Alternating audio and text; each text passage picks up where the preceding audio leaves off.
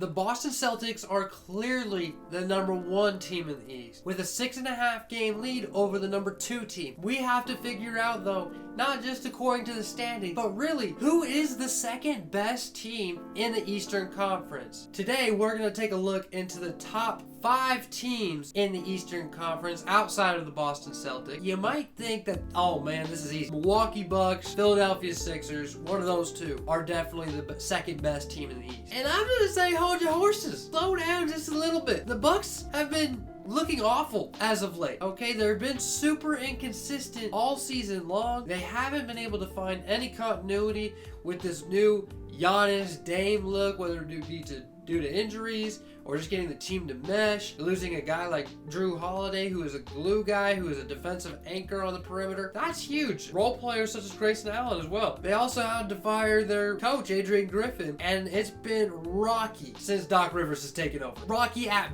best. And so until I can see some consistency from this team, I can't count them as the second best team in the East, even though they have 2 Eastern Conference starters in the All-Star game in Dame and Giannis. They're both having great years, but their wins are down. Their coaching is, kind of a confusing spot right now. And of course, what matters most is they just haven't looked great. And so now we really got to take a look and see what other options there are, because the Philadelphia Sixers, who were the number 2 team, have also not been playing great as of late. Losers 9 of their last 12 because of the Joel Embiid injury. JoJo was on a tear, one of the greatest MVP seasons ever it could have been. But no, this left knee injury, meniscus or whatever, it's really taking the Sixers out of that number 2 spot. Are they going to be in the playoffs still? Probably. And will JoJo be fully healthy for a great playoff run, which can lead them to winning the East?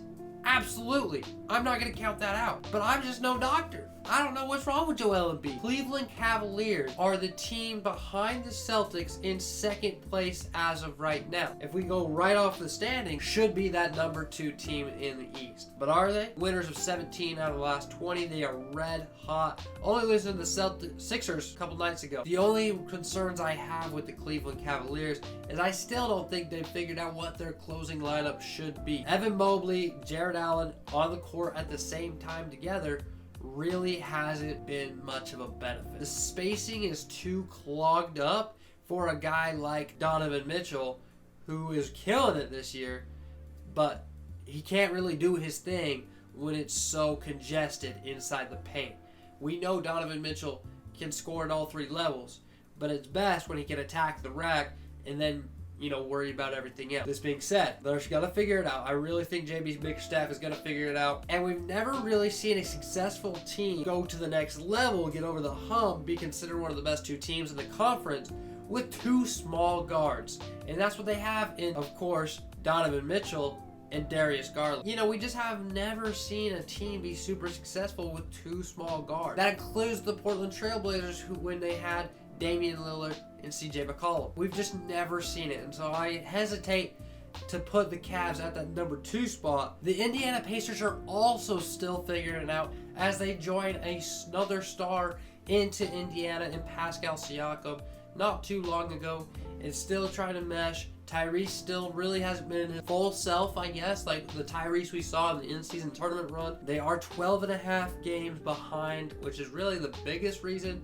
why I'm hesitant to put them in the second spot. But also, they're just a horrible defensive team. A horrible defensive team. And again, hopefully that changes with this addition of Pascal Siakam. And they're going to be the best transition offense in probably NBA history, with Tyrese Halliburton and Pascal Siakam running the duo. The defense scares me. I mean, we've always said that defense wins championships.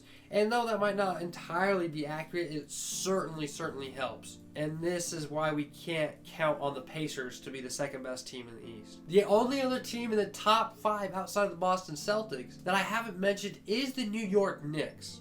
The New York Knicks have been losers of 4 straight. A lot of that is due to injury. They're missing Bojan Bogdanovic, who they just acquired in trade. They haven't had Isaiah Hartenstein over the past couple games because of an injury.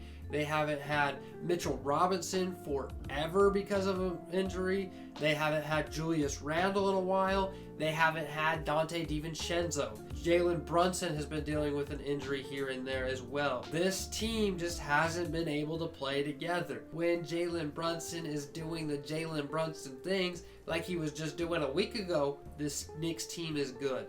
They have the scoring ability. Oh, OG Anunoby is another guy they've been missing a lot as well. When you add OG Anunoby back in this team, once you get this team fully healthy, I should say, they can score the ball with the best of them. Jalen Brunson averaging 27.5 points per game this season. It's been great to see. He's been able to get to his spots where he wants. Nobody's been able to guard him in the clutch. I mean, they've had to double him to win, and it worked.